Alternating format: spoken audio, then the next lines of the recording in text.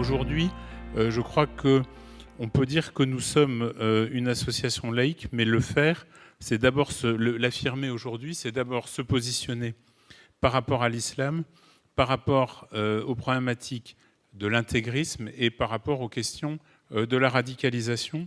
Et c'est pour ça que pour un grand nombre d'entre nous, cette affirmation est devenue un sujet difficile et un sujet délicat dans la vie quotidienne. Et donc c'est pour ça d'abord qu'Éric, avec Armando, ont lancé une réflexion et un dispositif de formation dont on dira un mot tout à l'heure, mais c'est aussi pour ça qu'il nous a paru utile d'avoir cette séquence avec Jean-Luc, que je remercie de sa disponibilité avec nous.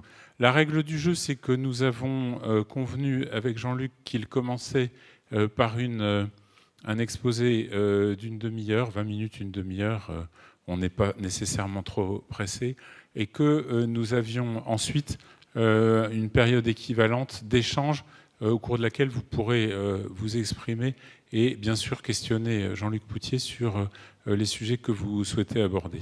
Voilà la règle du jeu. Merci Jean-Luc, c'est à vous. Merci à vous Pierre pour cette invitation. C'est impressionnant. J'ai une certaine habitude des amphithéâtres, mais comme ça, c'est la première fois. Et mon propos ne visera pas à énoncer des certitudes, mais plutôt à susciter des interrogations, des questions. Et donc, effectivement, si nous pouvons avoir un temps d'échange, ce moment-là sera le bienvenu. Alors, je vais néanmoins commencer par quelques définitions un peu scolaires, vous me pardonnerez, mais selon la bonne vieille habitude que nous avons à Sciences Po, il importe de définir les termes du sujet avant de s'engager dans sa présentation.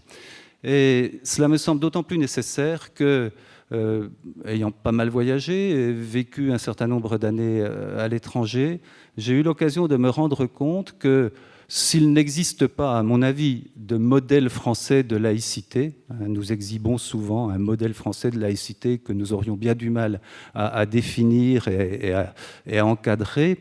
En revanche, il existe en France une spécificité qui tient au fait que nous avons tendance à confondre trois termes qui, dans d'autres pays, sont séparés dans leur acception et dans les conséquences de leur utilisation. Je m'explique. Ces trois termes, c'est le mot de laïcité proprement dit, le mot de séparation. La loi de 1905 a porté séparation des églises ou de l'Église et de l'État. Et le troisième, il est très utilisé aujourd'hui, c'est le mot de sécularisation. Alors je voudrais, si vous voulez bien, commencer par essayer avec vous de réfléchir sur le sens de ces trois mots, puis nous reviendrons ensuite à la laïcité proprement dite en deux temps. Je vous parlerai d'abord de l'esprit de la loi de 1905, et puis nous essaierons de poser un certain nombre de problèmes ou de questions beaucoup plus actuelles. La laïcité.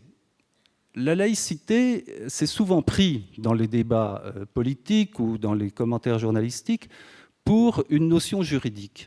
La laïcité, ça n'est pas du tout une notion juridique. Il n'existe pas dans n'importe quel code de droit une définition de la laïcité. La laïcité, c'est une notion philosophique. C'est une notion qui est née surtout à partir du XVIIIe siècle, même s'il y avait des antécédents. C'est une notion qui est née qui est liée à la notion de tolérance religieuse. Et la notion de tolérance religieuse, c'est vraiment une notion du XVIIIe siècle, apparue avec les Lumières, Voltaire, l'affaire Calas. Et la laïcité, c'est avant tout le respect de la liberté de conscience et de la liberté de pensée de chacun. C'est une notion philosophique. Et ce respect de la liberté de conscience suppose que si je respecte votre liberté de conscience, vous respectiez la mienne. La réciprocité est vraiment au cœur même du principe philosophique de la laïcité. Alors certes, la Constitution dit que la France est une république laïque, mais vous ne retrouverez nulle part dans d'autres textes ce terme, cette expression de laïcité ou de laïque. C'est une manière de vivre, c'est une notion philosophique. En revanche, la notion de séparation, elle, est une notion juridique. la loi de 1905 portait séparation de l'Église et de l'État, c'est-à-dire que la loi reconnaît la liberté de culte. En France, on ne parle pas de religion dans les lois, on parle de culte. La loi reconnaît la liberté de culte, mais cette liberté de culte suppose que l'État, lui, ne reconnaît aucun culte. Il ne reconnaît ni ne subventionne aucun culte. Les deux sont séparés. Liberté de croire ou de ne pas croire d'un côté, neutralité de l'État en matière religieuse de l'autre. Et l'État garantit la liberté de culte, et les cultes s'organisent de la manière qu'ils souhaitent, à condition que cette organisation ne trouble pas l'ordre public défini par la loi. Les cultes s'organisent pour que leurs adeptes puissent pratiquer leur culte. Donc la séparation, c'est une notion juridique. Et puis, le troisième terme, c'est la sécularisation.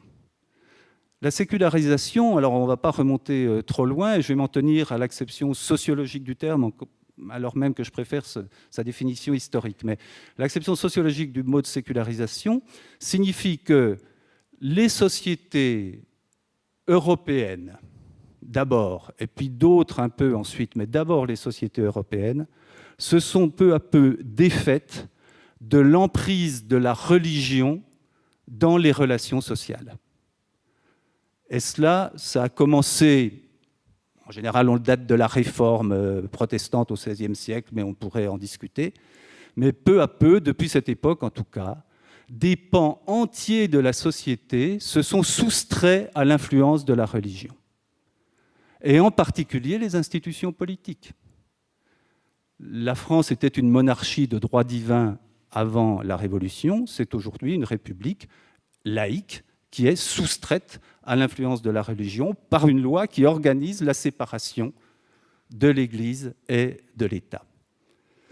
Or, la France cumule ces trois définitions. Nous sommes un pays laïque qui respecte la liberté de conscience, nous sommes un pays de séparation et nous sommes un pays largement sécularisé puisqu'aujourd'hui, la moitié des Français affirment être athées, ne pas croire en Dieu. Ce qui nous met parmi les pays les plus sécularisés ou les plus athées au monde. En Europe, il n'y a guère que la République tchèque qui nous batte. En République tchèque, il n'y a que 17% des habitants qui affirment croire en Dieu. En France, ils sont encore 30%, puis il y en a 20% qui se posent la question, et 50% qui disent qu'ils ne croient plus. Et ça ne cesse de s'accroître. C'est-à-dire que là, je ne fais pas une prévision risquée en vous disant qu'aujourd'hui, c'est 50% d'athées en France, mais que dans 10 ans, nous serons certainement à 70%. Ce processus ne cesse de se cumuler. Donc nous sommes un pays laïque de séparation et sécularisé. Ce n'est pas le cas de beaucoup d'autres pays, c'est même quasiment le cas d'aucun autre pays. La Grande-Bretagne est un pays laïque qui respecte la liberté de conscience de chacun. C'est un pays sécularisé. L'influence de la religion y est de moins en moins forte. Mais ce n'est pas un pays de séparation, puisque la reine d'Angleterre est chef de l'Église anglicane, et que c'est le Premier ministre qui nomme l'évêque de Canterbury, qui est le primat de l'Église anglicane. Donc les Anglais ne peuvent pas avoir un Premier ministre qui soit d'une autre religion que la religion anglicane, parce que c'est ce Premier ministre qui nomme le primat de l'Église anglicane. Les États-Unis sont un pays de laïcité. La liberté de conscience y est reconnue, en dépit de tout ce qu'on va nous dire parfois sur une certaine intolérance religieuse. La liberté de conscience, c'est une valeur forte aux États-Unis.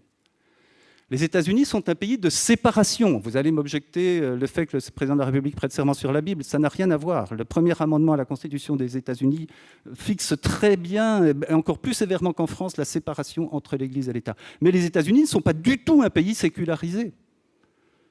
Les États-Unis sont un pays où 92% de la population affirme croire en Dieu. Et si vous vous dites un croyant dans un dîner aux États-Unis, vous allez assez souvent être très mal vu.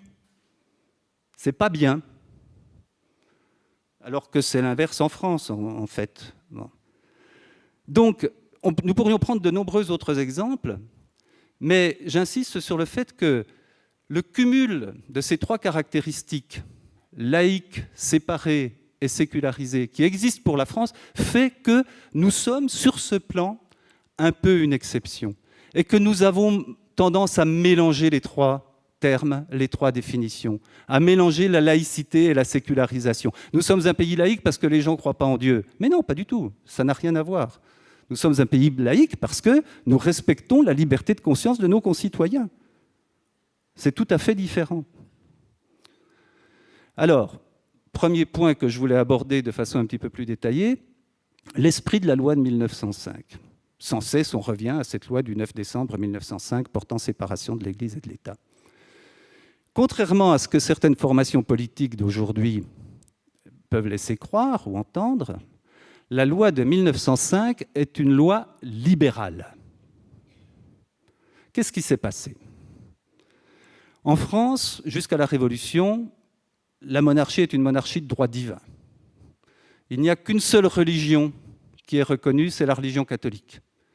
Les Juifs ont été expulsés par Philippe le Bel. Ils sont revenus en Alsace, ça vous le savez, après le traité de Westphalie en 1648, mais ils avaient d'abord été expulsés par Philippe le Bel. Les protestants ont été expulsés par l'édit de Nantes, 1685, et il faut attendre 1787 pour que Louis XVI, avant même la Révolution, redonne aux protestants la liberté de culte. Mais la France a été un pays d'intolérance religieuse pendant des siècles, où la seule religion tolérée était tolérée, et même mise en avant, était la religion catholique. Si bien que lorsque la Révolution s'est produite, elle s'est faite contre le catholicisme d'une certaine façon. Et en même temps, les révolutionnaires ont songé à créer une religion d'État qui n'aurait pas été une religion catholique. L'idée de se débarrasser de toute référence religieuse, ça n'était pas celle des révolutionnaires, et en particulier de Robespierre, qui empruntait à Rousseau, chapitre 8 du Contrat social, l'idée d'une religion civile qui devait être la religion qui cimente la société révolutionnaire. Donc ces révolutionnaires ont cherché à créer une religion d'État à substituer à l'Église catholique. Ils ont échoué. Et c'est une des causes de l'échec de la Révolution. Il y a eu longtemps des débats sur ce sujet, et aujourd'hui, tous les historiens sont à peu près d'accord pour l'admettre. Du coup, Napoléon arrive, qu'est-ce qu'il fait ? Pragmatique, il cherche à régler les problèmes, et il signe avec l'Église catholique un concordat qui fait du catholicisme la religion de la majorité du peuple français, pas la religion de l'État, la religion de la majorité du peuple français. Et au terme de ce concordat, l'État paye les ministres du culte catholique, contrôle la nomination des évêques, redécoupe la carte des diocèses catholiques. Donc l'Église catholique semble gagnante. Ces ministres du culte sont payés. En réalité, qu'est-ce que voulait Napoléon ? C'était la contrôler. Et il y est très bien parvenu. Il a fait la même chose ensuite avec les protestants, et il a fait la même chose ensuite avec les juifs. Donc l'idée que l'État, par le biais d'une certaine bienveillance à l'égard des religions, en réalité contrôle l'exercice du culte par ces différentes religions, est une idée qui s'est perpétuée après la Révolution française. Ce que Napoléon n'avait pas prévu, et puis de toute façon il a été chassé avant, c'est que le XIXe siècle, alors que la Révolution avait semblé marquer un effondrement du catholicisme en France, le XIXe siècle a été un siècle d'une extraordinaire renaissance religieuse. Si vous vous promenez dans le centre des grandes villes françaises ou dans tous les villages, vous allez forcément voir des séminaires immenses qui ont été bâtis, qui sont vides aujourd'hui. On formait des prêtres dans les années 1840, 1850, sous le Second Empire. Le Second Empire est une période de bigoterie absolument invraisemblable. Et toutes les églises des villages de France, la plupart, sont des églises construites au XIXe siècle. Aujourd'hui, c'est les églises dont on ne sait plus quoi faire, et qui posent des difficultés parce qu'on pourra en reparler, les communes sont obligées de subvenir à leur entretien. Bon. Et donc, l'État s'est mis dans la main de cette renaissance religieuse. La République arrive et les républicains se trouvent face à une Église catholique puissante dont la République paye les ministres du culte, paye les curés, mais ces curés n'ont de cesse de dénoncer tous les dimanches en chaire ces républicains francs-maçons dont ils ne veulent pas. Alors le conflit était inévitable, je schématise un petit peu, mais je ne crois pas aller contre la réalité historique. Le conflit était inévitable. Ce conflit est survenu et ceux qui ont cherché à régler la question l'ont fait. Pour la plus grande partie d'entre eux, je ne dis pas certains anticléricaux forcenés, genre Émile Combes, il y en avait. Bon. Mais pour la majorité d'entre eux, ils ont cherché à régler cette question dans un sens libéral. Aristide Briand, Jean Jaurès, c'étaient des hommes qui respectaient la croyance religieuse, mais qui souhaitaient que l'État se débarrasse de ce fardeau qui était pour lui l'entretien d'une église ou d'une communauté protestante ou de communautés juives. C'est ça l'esprit de la loi de 1905. Et c'est une loi libérale. C'est une loi qui va faciliter l'exercice de la religion. Ça peut surprendre aujourd'hui, mais pourquoi ? Avant 1905, vous aviez des préfets nommés par la République, qui avaient en face d'eux des évêques également nommés par la République, et les évêques ne cessaient d'enquiquiner les préfets en organisant des processions, des manifestations diverses et variées. Et donc les préfets avaient pris l'habitude, ils en avaient le droit, d'interdire les processions religieuses. Avant 1905, on interdisait les processions religieuses. Avec la loi de 1905, les préfets n'ont pas pu continuer à interdire les processions religieuses. Il y a eu un retour de ces manifestations religieuses dans l'espace public, en vertu de la séparation de l'Église et de l'État. Toute la jurisprudence du Conseil d'État sur ce plan commence à être étudiée. Elle est vraiment intéressante parce qu'elle va à rebours des idées reçues. La laïcité, l'esprit de laïcité qui inspire la loi de séparation de l'Église et de l'État, eh bien, fait que cette loi de séparation de l'Église et de l'État libéralise l'exercice des cultes. Alors, je ne dis pas qu'ensuite tout est allé facilement.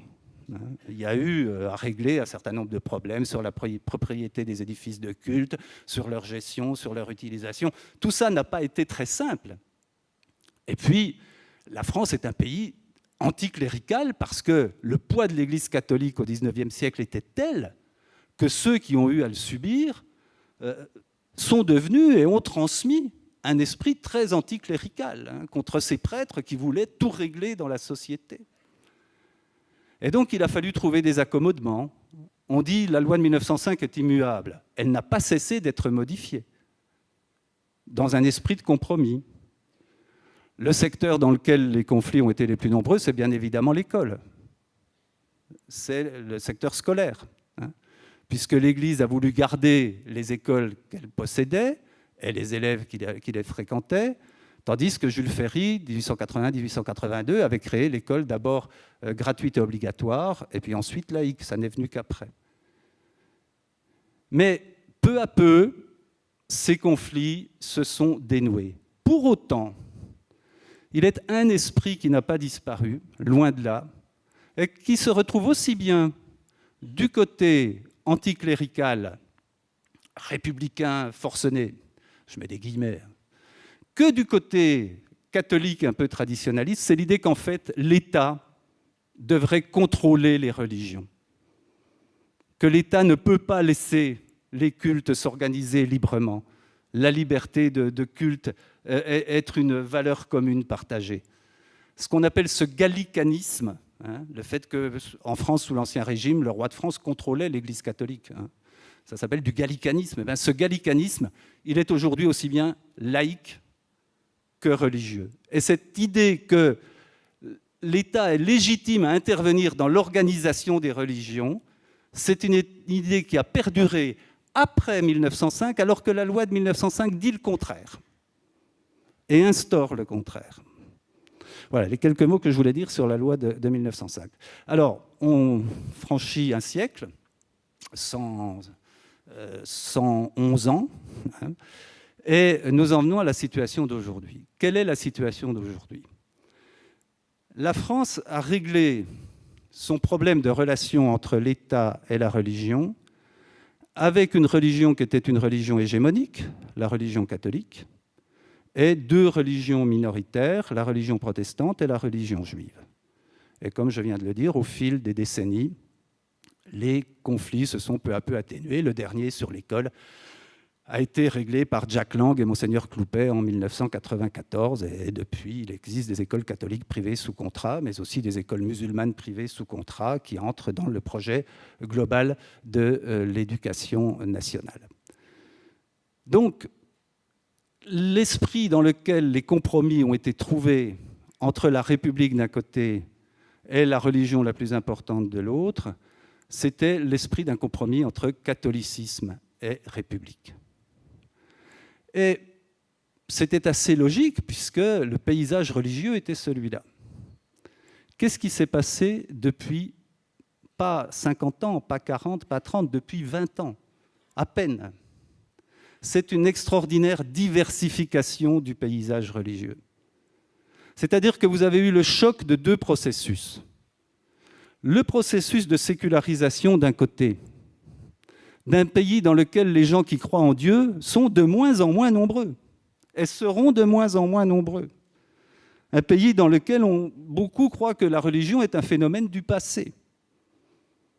Et puis un autre processus qui a été la pluralisation, pardonnez-moi ce néologisme pénible, la pluralisation du paysage religieux français. Alors bien sûr, tout le monde a immédiatement en tête l'islam. Oui, il y avait très peu de musulmans sur le territoire français en 1950-1960. Il y en avait. Puis le contexte colonial avait fait qu'on avait construit la mosquée de Paris, mais ces musulmans n'étaient pas très nombreux. Ils sont devenus plus nombreux. Mais il n'y a pas que les musulmans comme autres religions sur le territoire français aujourd'hui. La France est le premier pays bouddhiste en Europe. Pas seulement parce qu'à un moment, dans les années 70, le yoga, Ramakrishna, voilà, on se convertissait au bouddhisme. Non, non, non, non. Parce que des populations migrantes sont venues qui sont des populations bouddhistes. À Paris, c'est d'ailleurs très intéressant. Il existe maintenant des études sur le culte et la croyance religieuse des populations chinoises de Paris. Au nord de la Seine, rive droite, c'est des populations protestantes évangéliques. Allez faire un tour du côté du temple de la rue Saint-Antoine, vous les rencontrerez avec le site internet en chinois, les publications en chinois. Et au sud de la Seine, rive gauche, c'est des bouddhistes. Puis vous avez eu les Boat People, les Vietnamiens, des populations cambodgiennes. La France est le premier pays bouddhiste en Europe. Non. Les orthodoxes, il y avait très peu d'orthodoxes en France. Vous avez quelques Russes blancs qui sont arrivés comme chauffeurs de taxi après 1917. Après la Révolution, bon, ils ont construit leur église de la rue d'Aru. Bon, on va avoir une énorme église financée par M. Poutine sur la rive gauche de la Seine. Mais cette église, elle aura des fidèles. Parce que l'arrivée de populations migrantes d'Europe orientale depuis l'entrée de la Roumanie, de la Bulgarie dans l'Union européenne, les populations grecques également, qu'on oublie souvent, fait que la communauté orthodoxe française aujourd'hui est une communauté importante. Je vais m'arrêter là, il faudrait parler des Arméniens, il faudrait parler des populations chrétiennes d'Orient, chaldéennes, que l'on retrouve à Sarcelles, il faudrait parler de toutes ces populations. Donc c'est une extraordinaire pluralisation du paysage religieux français. Et donc le choc de ces processus, qu'est-ce qu'il a créé ? Il a créé le fait que, alors que beaucoup s'attendaient à ce que la religion soit un phénomène social qui disparaisse, on l'a vu réapparaître sous la forme de minorités dans l'ensemble de la population, mais qui sont des minorités importantes, visibles, et dont le statut, évidemment, n'a pas été prévu par la loi de 1905, puisque cette loi de 1905, elle avait pour but de régler les problèmes essentiellement avec l'Église catholique. Alors, qu'est-ce qu'on a fait ? Qu'est-ce que nous avons fait ? Nous avons commencé à tout confondre. Et à penser que la France étant un pays laïque, tout était laïque, en se méprenant sur le sens du mot laïque, que tout était séparé. Or, la séparation, dans le fonctionnement de l'État, qu'est-ce qu'elle implique ? Elle implique la neutralité du secteur public. Mais cette neutralité du secteur public, c'est la neutralité des agents du secteur public. Donc pas de croix dans les tribunaux et interdiction aux juges de manifester leur religion. Ce n'est pas la neutralité des usagers du service public, ce qui n'est pas la même chose. Donc vous avez tout un discours aujourd'hui qui est de dire mais si vous êtes dans le métro, c'est un service public, donc vous ne devez pas porter un foulard. Ça ne tient pas debout. Et nous avons multiplié par la suite les confusions sur ces problèmes que pose la laïcité. Alors, quelle est la situation actuelle? Je la décris comme je la ressens rapidement. C'est que vous avez effectivement un secteur public neutre sur le plan religieux. L'État n'a pas de religion, il ne reconnaît, ne subventionne ni ne salarie aucun culte. Donc voilà, dans ce secteur-là, l'appartenance religieuse ne se manifeste pas. Vous avez la vie privée. Nul n'est en droit de venir voir chez vous, à l'intérieur de votre appartement, si vous avez un autel pour le culte de vos ancêtres. Voilà, nul n'a le droit de venir voir. Ce privé s'étend aux lieux de culte. Les lieux de culte sont des lieux privés. Et puis vous avez tout ce qui est entre les deux, qu'il est convenu en général d'appeler l'espace public. Alors l'espace public, c'est la rue, les places, c'est aussi les entreprises. La liberté religieuse, en France, est une liberté aujourd'hui garantie par la Constitution, la Déclaration des droits de l'homme et du citoyen, en l'occurrence dans son article 10, la loi de 1905 et le Code du travail. Et donc, quand nous entendons des discours qui disent « mais il faut respecter la laïcité dans les entreprises », non, ce n'est pas un problème de laïcité.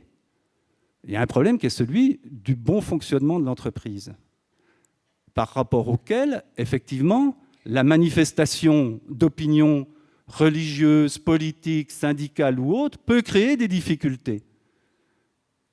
Et dans ce cas-là, l'entreprise, effectivement, est appelée à réglementer, dans le respect du Code du travail, la manifestation d'un certain nombre de convictions. Mais l'entreprise n'est pas un lieu laïque, pas plus que la rue n'est un lieu laïque, pas plus que l'université n'est un lieu laïque. Alors, ah oui, la loi sur le foulard à l'école. Eh bien, ça, c'est un prolongement de ce vieil esprit français selon lequel l'État doit contrôler la formation des esprits et, contrôlant la formation des esprits, garantir la neutralité religieuse de la formation des plus jeunes. Au moment de la loi de 1984, qui n'a finalement pas été adoptée, il a fallu attendre 10 ans de plus, la loi Savary, qui devait porter création d'un grand service public laïque et unifié de l'éducation nationale, tout a buté finalement sur le caractère propre que la loi voulait reconnaître aux établissements privés sous contrat pour leur permettre d'organiser du catéchisme en dehors des heures de classe et à condition qu'ils respectent les programmes de l'éducation nationale pendant les heures de classe. La loi a buté là-dessus. Il y a eu des amendements qui ont supprimé ce caractère propre. Je me souviens de discours de Jean Popren, homme remarquable, républicain, anticlérical, et qui disait « mais il ne faut absolument pas laisser ces jeunes esprits soumis à l'enseignement de la superstition ». Donc l'idée qu'il ne faille pas laisser des jeunes filles entrer à l'école avec un foulard parce qu'on va leur inculquer des idées, elles vont plutôt importer à l'intérieur de l'école des idées superstitieuses, a finalement été admise. Mais c'est une idée que les législateurs de 1905 n'auraient certainement pas envisagée à l'époque. Alors, quelques mots pour conclure. Je ne suis pas un idéaliste absolument dénué de tout sens des réalités. La cohabitation dans la diversité des cultures, des croyances religieuses, ça n'est pas facile. Mais en même temps, si nous partons sur de fausses conceptions de ce que nos prédécesseurs ont cru bon de faire pour qu'un État républicain, pluraliste, tolérant, puisse mettre en place pour garantir d'un côté le rejet par cet État de toute mainmise religieuse sur lui-même, et de l'autre, la liberté de culte pour ceux qui ont des convictions religieuses, si nous ne partons pas d'une position claire, d'une définition claire de ces principes, effectivement, je crains que nous allions vers des difficultés. Et la laïcité revendiquée par certaines formations politiques aujourd'hui, qui est une laïcité d'exclusion, ne correspond en rien avec l'esprit de la loi de 1905, qui est au contraire une laïcité de liberté et une laïcité d'inclusion des diversités dans notre corps social. Merci.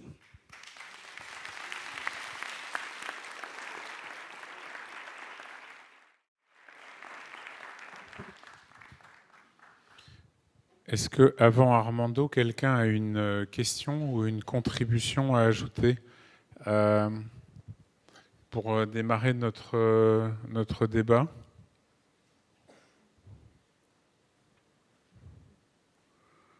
Marie-Christine, je comptais sur vous. Le micro vous est déjà tendu d'ailleurs. Levez-vous parce que moi je vous ai vu, mais parce que je vous attendais. Voilà, c'est ça. Je voudrais déjà faire référence à notre petite Marianne qui écrit la laïcité et qui porte effectivement le bonnet phrygien, qui était quand même le symbole de l'émancipation des esclaves dans l'Antiquité. Et je crois qu'effectivement, ce bonnet phrygien que portaient aussi les révolutionnaires, c'était dans un souci d'émancipation. Vous n'avez pas parlé du tout de la mise en œuvre de l'État civil, qui reconnaissait effectivement le statut de citoyen aux protestants et aux juifs, qui n'existait pas du temps de la royauté, puisqu'effectivement, il y avait les registres catholiques qui enregistraient les baptêmes, les mariages et les décès. Donc, l'état civil, pour moi, c'était effectivement déjà un grand acquis au niveau de la laïcité et de la reconnaissance du civil sur le religieux. Vous n'avez pas évoqué non plus comment les protestants et les juifs, avec le grand Sanhédrin en 1808, ont accepté de se soumettre aux lois civiles, de soumettre les lois religieuses aux lois civiles. Alors, je crois que c'est vraiment quelque chose de fondamental dans notre société et que ça aurait mérité, parce que ça a été quand même quelque chose de révolutionnaire au niveau de ces communautés, pas des protestants, puisque les protestants aspiraient à tout ça et ont été quand même aussi ont combattu pour arrivé à la loi de 1905. Beaucoup de la communauté protestante soutenait effectivement cette loi. Moi, je me pose la question, aujourd'hui, au niveau de la laïcité, vous dites effectivement en entreprise, c'est privé, c'est le droit privé. Cependant, il y a des employeurs qui ont réussi à faire valider une charte de la laïcité dans une entreprise où il y a 56 nationalités. Paprec. C'est le groupe Paprec, effectivement, que j'ai entendu à la radio récemment, qui expliquait qu'il avait 1 milliard de chiffre d'affaires, donc c'est une entreprise qui est prospère, qui se développe bien, et ça a été accepté par je crois que c'est 4500 salariés. Il n'y a pas eu une opposition pour justement arriver à bien vivre ensemble, donc à refuser tout signe ostentatoire d'appartenance religieuse au sein de cette société, de cette entreprise privée. Vous posez, Marie-Christine ? Comment ? Vous vous posiez une question, est-ce que vous pourriez nous la donner ? Alors la question, c'est effectivement, je voudrais dire aussi que vous vous présentez comme formateur au niveau de Sciences Po, mais vous êtes aussi vous êtes membre du comité de rédaction de la revue jésuite Études. Vous enseignez au centre de Sèvres, qui est l'université des jésuites à Paris. Vous avez été aussi conseiller culturel de l'ambassade de France auprès du Saint-Siège. Alors je me dis d'où on parle, c'est-à-dire le fait religieux contemporain. Et moi, j'aurais aimé qu'il y ait aussi un philosophe, puisque c'est la question de la laïcité, c'est une question aussi philosophique, pour pouvoir apporter un projet philosophique. Est-ce que, justement, vous pouvez élargir votre propos par rapport par exemple, je pense... Merci Marie-Christine. Alors, Jean-Luc va répondre. Moi, je voudrais simplement dire que je voudrais vous remercier pour cette question, tout en vous disant que j'ai vu des manières plus comment dirais-je, affectueuse de remercier les intervenants bénévoles. Jean-Luc est un homme qui ne se cache d'aucune de ses convictions, et donc j'aimerais que votre intervention ne soit pas perçue comme une agression. Bien, alors écoutez, un point simplement. Effectivement. Je lis de temps en temps la revue Études, Ouais. qui est effectivement une revue intéressante à lire. Et j'ai vu l'article que vous avez écrit en mars 2015, après les attentats. Voilà. Dans lequel je pense, sur lequel je pense nous aurions pu être facilement d'accord. Mais, alors je ne renie absolument pas mes convictions, effectivement, je suis membre du comité de rédaction de la revue Études, j'enseigne au Centre Sèvres, mais nous sommes justement un pays laïque et de liberté religieuse, et on peut très bien enseigner à la fois à l'université et dans des institutions qui sont des institutions confessionnelles. Sur le plan historique, je ne suis pas en désaccord. Les protestants, l'état civil, c'est Louis XVI qui leur a donné, 1787, et je l'ai mentionné. Ce n'est pas la Révolution, c'est Louis XVI. Reconnaissons-lui au moins ce mérite, il avait pris un petit peu d'avance. Que la Révolution ait voulu émanciper les populations de ce qu'était une véritable oppression par l'Église catholique, mais je suis le premier à l'admettre. Simplement, elle n'a pas voulu poursuivre cette émancipation jusqu'à l'émancipation de la religion. Pourquoi ? Parce que les révolutionnaires croyaient que la religion était un ciment social et qu'il était nécessaire. Et il a fallu beaucoup de temps pour que nous nous débarrassions de cette idée. Vous auriez pu faire venir des philosophes ou des sociologues, ils auraient cité des auteurs que je veux bien vous citer. Émile Durkheim. Émile Durkheim, le père de la sociologie française, qu'est-ce qu'il expliquait ?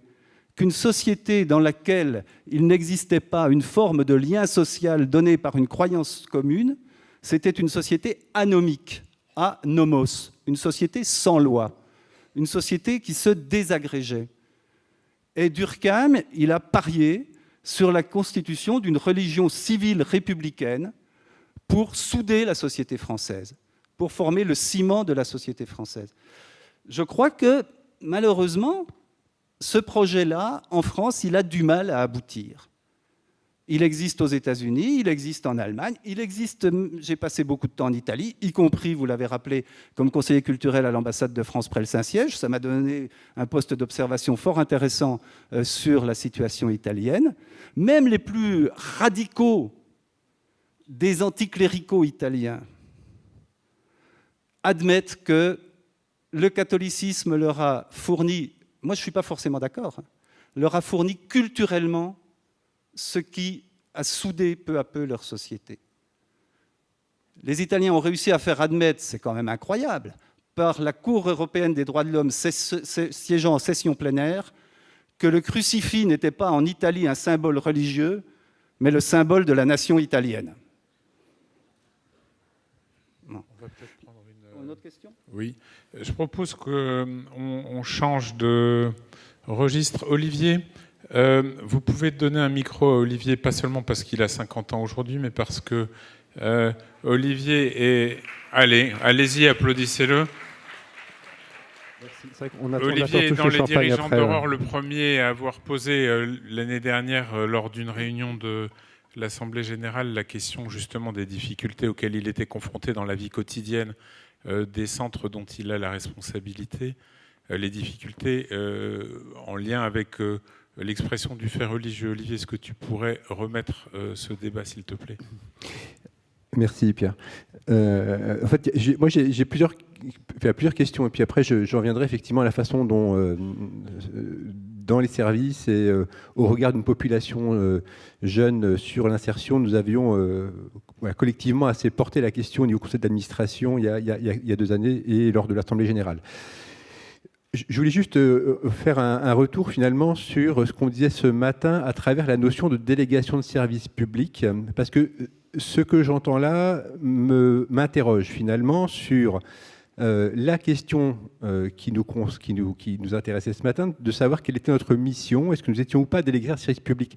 Et je trouve que la façon dont la laïcité ou le fait laïque éclaire la question du service public et de sa délégation, qui pourrait effectivement faire penser qu'en tant que délégataire de service public, nous avons en gros le même cadre d'intervention ou le même cadre juridique que le service public me semble intéressant à reposer clairement. Je ne crois pas que nous sommes effectivement dans des liens très étroits avec le service public. Nous avons une mission d'intérêt général qui, pour moi, ne se confond pas forcément avec la mission de délégataire de service public, notamment à travers la question de la laïcité.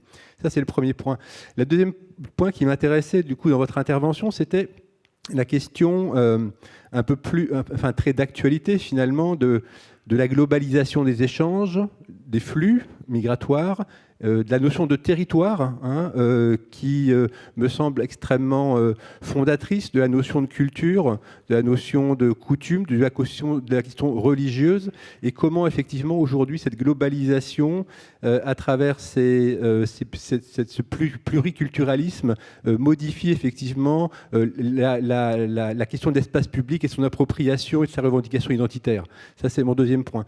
Et effectivement, concernant la question plus des publics que nous recevons dans nos établissements, la question qui s'est posée très vivement à certains endroits, c'était effectivement la nécessité qui nous semblait de réaffirmer le principe laïque comme fondement républicain, dont nous, effectivement, association, nous sommes aussi garants et porteurs de convictions et de messages, au risque, effectivement, que à certains endroits se mettent en œuvre, se développent des comportements, des attitudes qui, contrairement à ce qu'affirme effectivement le principe de laïcité, génèrent de l'oppression, génèrent de l'exclusion, génèrent de la discrimination, génèrent de la mise à l'écart, effectivement, d'autres. Et quand on parle effectivement de laïcité, on parle aussi d'égalité entre les hommes et les femmes, on parle aussi de comportements qui, à certains moments, posent problème dans le rapport à la règle commune, ou à ce qui fonde effectivement aussi la société française, à savoir la question de l'égalité et de l'égalité de traitement des publics que nous recevons. Donc c'est vrai que cette question-là, elle était pour nous importante, et elle s'est, à un moment donné, parce que aussi les éclairages médiatiques, je crois, sont importants dans ce que l'on vit aujourd'hui, la façon dont on le ressent, la question des jeunes qui nous semblaient être en danger à travers des comportements que nous pouvions repérer comme étant symptomatiques de processus visant effectivement à les exclure de la communauté et à les ramener vers des attitudes certainement dangereuses et pour eux et pour les autres, auxquelles nous avions à faire face et pour lesquelles nous n'avions pas forcément de réponse. La question du repérage de ces systèmes de radicalisation, la question de comment on fait face au quotidien à des attitudes par moments excluantes, violentes, discriminantes. Voilà, c'est une vraie question pour les professionnels auxquels il nous semble important, à travers une recherche-action qui est en cours de montage, de pouvoir apporter de l'étayage aux équipes. Bien, sur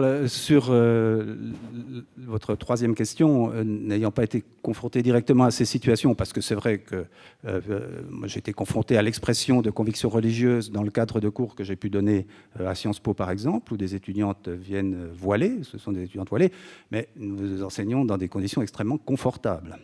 Donc nous n'avons pas de difficultés particulières. Moi je fais des cours sur l'islam, puisque c'est ma première formation. J'ai commencé par là mes études à Sciences Po, j'ai pas de problème avec les étudiantes voilées, mais encore une fois, c'est des conditions extrêmement confortables. Sur le fond du problème que vous évoquez, je crois que le message difficile à faire passer, c'est l'idée que la laïcité, c'est « je respecte ta conviction à condition que tu respectes la mienne ». Voilà. Et c'est par là que ça passe. Bon. Et c'est vrai qu'il y a un certain nombre de discours en France aujourd'hui dont des jeunes sont forcément les auditeurs, qui ne vont pas dans ce sens.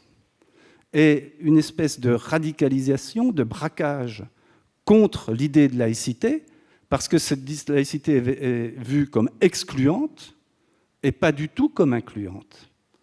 Et je crois que c'est une des difficultés majeures auxquelles nous avons à faire face aujourd'hui. Alors c'est vrai que dans des milieux, quand vous avez affaire à des étudiants de premier cycle, sursocialisés, y compris les étudiants qui viennent des conventions d'éducation prioritaire que Sciences Po a passées avec un certain nombre de lycées et que nous intégrons, ces étudiants-là sont pris dans un milieu qui facilite évidemment la tolérance, le dialogue. Ce n'est pas toujours facile, je le crois. Sur le premier point, c'est un point, la délégation de service public. C'est un point qui n'est toujours pas vraiment tranché. Il y a eu l'affaire Babilou, l'arrêt de la Cour de cassation, mais ça va remonter tôt ou tard à la Cour européenne des droits de l'homme.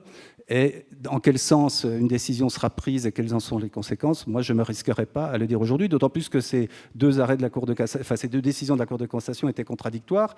Babilou, il n'y a pas de délégation de service public, mais les caisses d'assurance maladie, il y en a. Donc, qu'est-ce que c'est que la délégation de service public? Il faudra se mettre d'accord sur une définition juridique. C'est le Parlement qui devra tôt ou tard trancher. J'ai oublié la deuxième question. C'était une remarque sur la question des échanges internationaux, des globalisations. Alors oui, non, mais ça c'est très important. Si vous permettez, Pierre, un mot là-dessus, sur le territoire. Parce qu'il existe des études maintenant assez approfondies de sociologues et de philosophes, en l'occurrence c'est un philosophe comme Olivier Roy, qui s'est penché sur la déterritorialisation, excusez-moi de ce terme, la déterritorialisation du religieux. C'est-à-dire que dans le passé, il existait une socialisation par la religion à travers le système des paroisses dans la France catholique, de la même façon qu'il existait une socialisation par la religion à travers les mosquées dans les pays protestants ou les synagogues dans les quartiers juifs ou dans le shtetl d'Europe orientale avant qu'ils ne soient détruits. Bon. Or, ce que souligne Olivier Roy dans un ouvrage récent, c'est que cette attache territoriale a disparu. Et que les mouvements religieux en expansion aujourd'hui, et il s'est penché en particulier sur les évangéliques protestants et sur les salafistes musulmans, ces mouvements religieux sont des mouvements hors sol, qui se développent sans attache territoriale particulière, juste par rapport à un message qui est transmis à travers une interprétation littérale des œuvres sacrées. La Bible pour les évangéliques, le Coran pour les protestants. Et cette absence d'enracinement et de repérage commun de l'expression de la foi religieuse, effectivement, bouleverse les façons de croire, les modes de croire, et d'autant plus que les mouvements de migration favorisent ce brassage. Et cela, effectivement, c'est une mutation qui n'en est qu'à son début et dont il est, là, pour le coup, difficile de prévoir les évolutions dans les années à venir. Mais l'absence d'enracinement territorial du religieux, c'est un fait nouveau et c'est un fait dont nous ne mesurons pas encore toutes les conséquences. François Morillon, tu peux nous donner un témoignage de la manière dont... des termes dans lesquels se pose la question religieuse et la question de la laïcité, puisque c'est comme ça qu'on a intitulé cette conférence. Dans l'accueil, François s'occupe de l'hébergement d'urgence des migrants et il s'est spécialisé dans les vagues de migrants cette année. Ça se pose pas pour nous de façon directe. On ne parle pas tout de suite de laïcité. Ça se pose par la rencontre des groupes et des personnes, à la fois. Parce qu'on accueille à la fois, on peut accueillir 100 personnes ou 150 personnes en une seule fois, qui viennent tous d'un même pays ou de deux pays différents. Donc à la fois on accueille un groupe et après des individus. Donc ça se passe dans cette rencontre-là, dans ces premiers moments-là, sur comment on va faire pour partager cet espace-là, à qui il appartient cet espace, comment on va le réguler. Et ça commence par les premiers temps, comment je mange, comment je dors, etc. Donc ça vient, pour nous, ça vient dans un second temps, mais il faut quand même expliquer qu'il y a quelques règles dans cet espace-là, qu'on est égaux, qu'il y a quelques principes actifs qui sont très importants, et que la dimension du sujet, de l'individu, de ses croyances ou autres, on la respecte, mais que ça ne va pas s'exprimer là, de cette manière-là, devant tout le monde, simplement, quoi. Et on explique aux personnes qu'il y a des lieux pour ça, qu'il y a des endroits, etc., et qu'on va les aider dans ce cheminement-là. Toute la difficulté pour l'ensemble des équipes, c'est la reconnaissance de cette multiréférentialité-là, qu'elle soit culturelle, religieuse, on peut décliner. Donc ça, c'est le premier travail. Et donc, face à ça, je pense qu'il faut aussi que, c'est tout le travail des équipes, hein, qu'on soit nous aussi, en tant qu'organisation, entreprise, association, assez au clair et à l'aise avec ce que nous sommes. Et pas mono. Il ne faut pas qu'il y ait une mono-référence qui s'occupe d'une multi-référentialité quelque part. Donc, c'est le premier travail qu'on fait dans les centres d'hébergement d'urgence, dans les accueils de jour, dans les équipes d'intervention sociale de rue, les maraudeurs. Quand ils vont à la rencontre des personnes, il faut qu'ils aient une capacité à reconnaître cette différence et pas la mépriser. Et donc, nécessairement, c'est forcément un dialogue, mais qui peut être assez ferme sur notre capacité aussi à rester dans cet espace-là. Alors, quand c'est à la rue, c'est très différent, mais quand c'est dans un centre d'hébergement d'urgence ou centre d'hébergement tout court ou dans un accueil de jour, il y a des principes élémentaires. Effectivement, la laïcité, pour moi, c'est pas la porte d'entrée, ça vient après. Mais on n'est pas dans le même espace que dans les espaces qu'Olivier forcément décrivait avec des jeunes, dans un espace urbain éventuellement. Donc c'est aussi nous qui accueillons, c'est un peu différent. Mais ça vient forcément, c'est l'étape d'après, quoi, effectivement. Voilà. Donc, mais c'est un vrai casse-tête. La vraie difficulté, c'est de pouvoir reconnaître l'autre dans ce qu'il est, d'être dans un compromis, dans une discussion, dans un dialogue, sans le rejeter, et à la fois dans un exercice qui n'est pas possible, parce qu'on ne peut pas reconnaître autant de différences des fois dans un seul espace, donc il faut simplifier. Donc des fois on est dans des actes de réduction. Mais on essaie d'accueillir chacun dans ce qu'il est, dans sa dimension, dans toutes ses dimensions, quoi, voilà. Je peux prendre peut-être des exemples si vous souhaitez, enfin, mais je peux continuer si ce n'est pas très clair.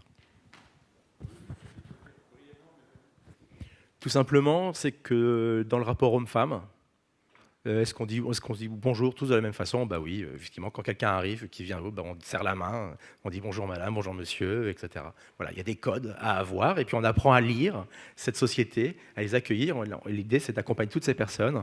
Donc là, je prends un exemple simple, mais des fois pas si simple que ça, etc. Voilà. Est-ce qu'on est tête couverte, tête nue, etc. Et donc là, ça peut commencer déjà à se compliquer dans un même ensemble par rapport à est-ce qu'on porte du chapeau. Si moi, est-ce que la barbe, elle est assez longue, assez courte, je ne sais pas. Comment on évalue tous ces signes? Donc l'idée, c'est quand même d'aller au-delà, de simplifier. Mais voilà, on peut continuer les exemples comme ça. Mais ce sont des questions qui relèvent avant tout de la diversité culturelle, comme vous le soulignez, et pas du religieux ou de la mise en œuvre de la laïcité. Passant devant une école l'autre jour, un enseignant enguirlandait un jeune d'une dizaine d'années et lui a dit « Retire les mains de tes poches ». Et je me suis dit, tiens, en 2016, on dit encore « Retire les mains de tes poches », parce que nous, on n'avait pas le droit d'avoir les mains dans les poches quand on parlait à un prof, quand on était petit. Bon, mais c'est purement culturel, vous voyez. Donc, aller donner des connotations religieuses à un certain nombre de ces comportements, c'est entrer immédiatement dans une source de conflit qui n'a pas lieu d'être. C'est ce qui me semble, en tout cas, et je partage complètement votre point de vue. Est-ce que quelqu'un... Oui. Je vous prête mon micro, vous l'attrapez?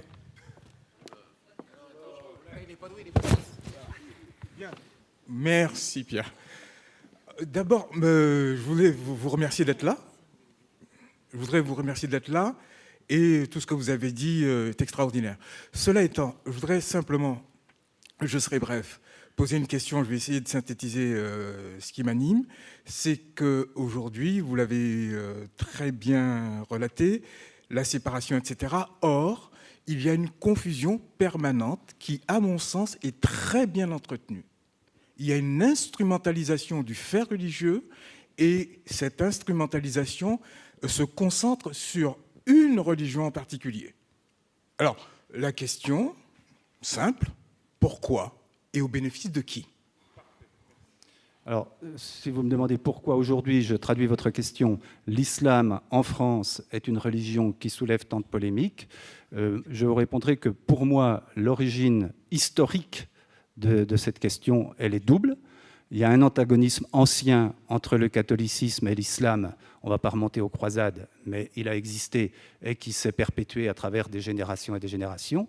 Et puis, il y a un deuxième problème avec lequel la France n'a toujours pas fait les comptes, quelles que soient les familles politiques et les traditions culturelles ou religieuses, c'est le colonialisme.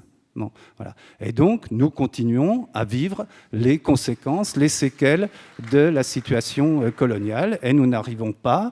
Écoutez, moi j'ai vu des successions de jeunes historiens thésards faire des thèses sur Vichy. Aujourd'hui, on a à peu près fait les comptes avec Vichy. faire des thèses sur la guerre d'Algérie, mais la guerre d'Algérie, hein, et on en sait un petit peu plus aujourd'hui sur la guerre d'Algérie, mais sur tout ce qu'a été la France coloniale, nous n'en savons rien. Et le problème que nous rencontrons aujourd'hui avec des migrants qui viennent de pays d'Afrique, du Maghreb ou du Proche-Orient et qui sont musulmans, c'est qu'il y a dans la première approche tout ce qui est encore véhiculé dans les esprits français par l'héritage de cette colonisation. Et c'est une des plaies de notre société que nous ne voulons pas regarder. Ça, je suis bien d'accord avec vous.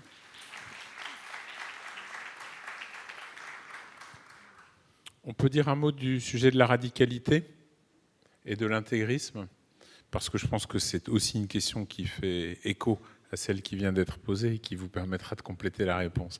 Oui, alors la question de l'intégrisme, d'abord, cette question de la radicalité, elle n'est pas propre à l'islam.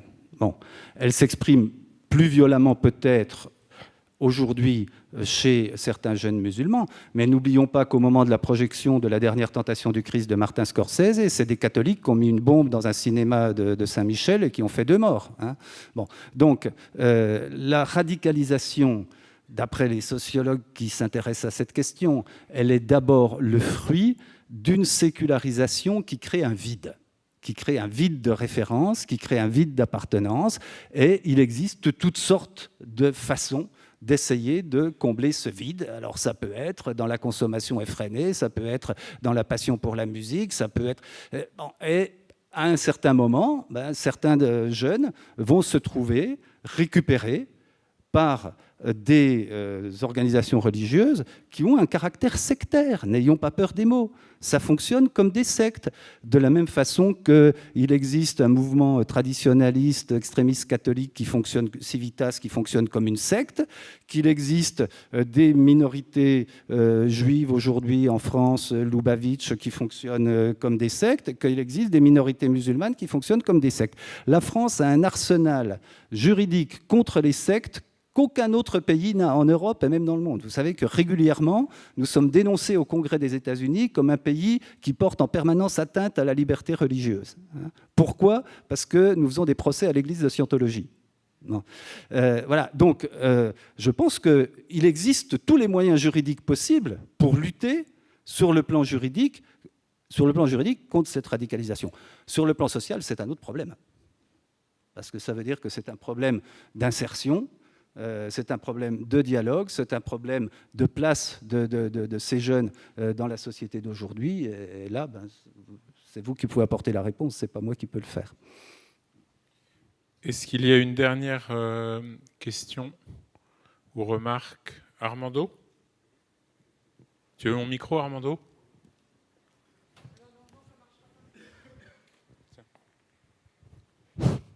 Je ne veux pas revenir sur les quarts de finale de dimanche, mais 2 mots quand même. Je pense que le sport, c'est un terrain d'accueil, et je pense que dans un problème complexe, nous devons rester modestes, parler avec le terrain, diagnostiquer avec le terrain, et former des médiateurs dans les cas de vivre ensemble. Moi, je me pose la question depuis tout petit, moi qui fais les catéchismes, moi j'ai envie de tout en football, pourquoi on n'enseigne plus le fait religieux? Moi, je pars d'une laïcité qui est en affaire politique et devient en affaire philosophique. Moi, je pense que parfois, nous avons une culture par rapport à connaître ou méconnaître les faits religieux. Moi, je pense que pour agir, il faut comprendre. Et pour comprendre, il faut diagnostiquer. Face à un problème aussi complexe comme la laïcité, comme vous l'avez bien dit, habite la France depuis des siècles, et dans une association comme la nôtre, où nous accueillons celui qui est différent, celui qui est étranger, et même celui qui est étrange, moi je pense que la laïcité, ça peut être un bon vecteur de liens et de vivre ensemble.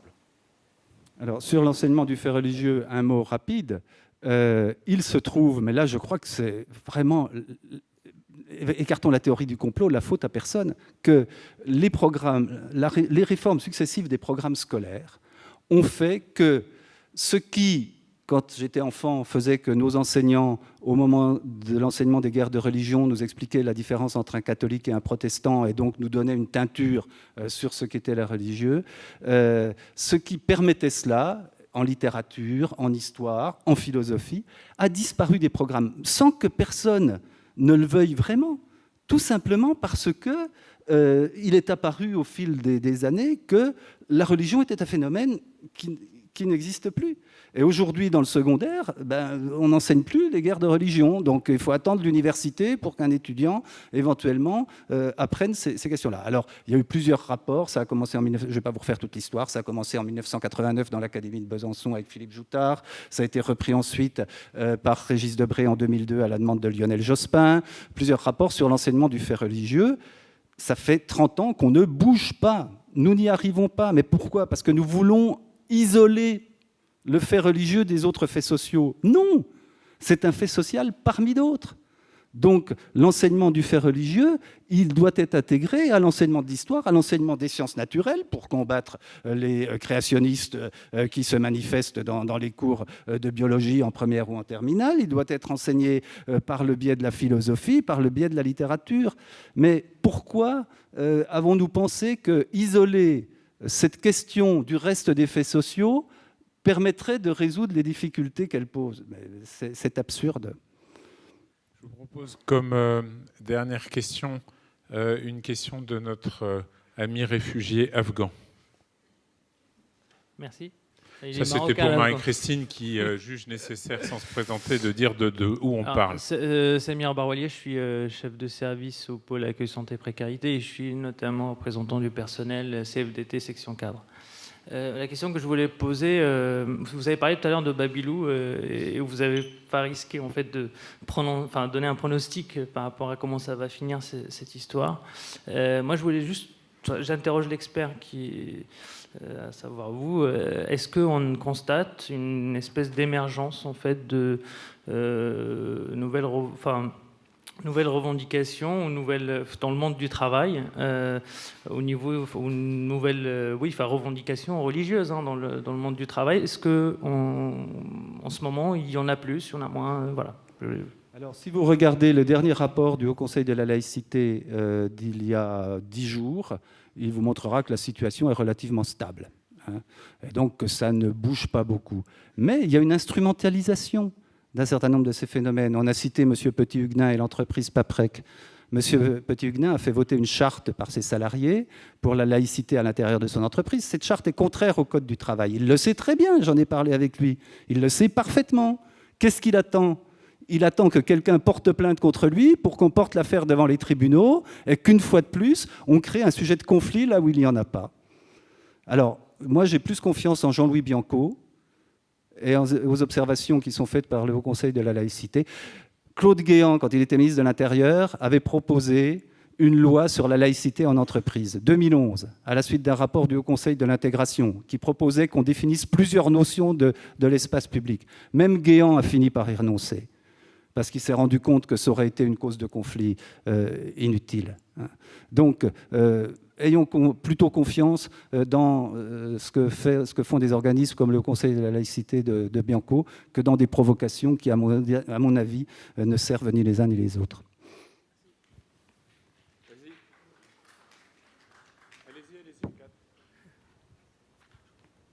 Je ne sais pas si ça marche.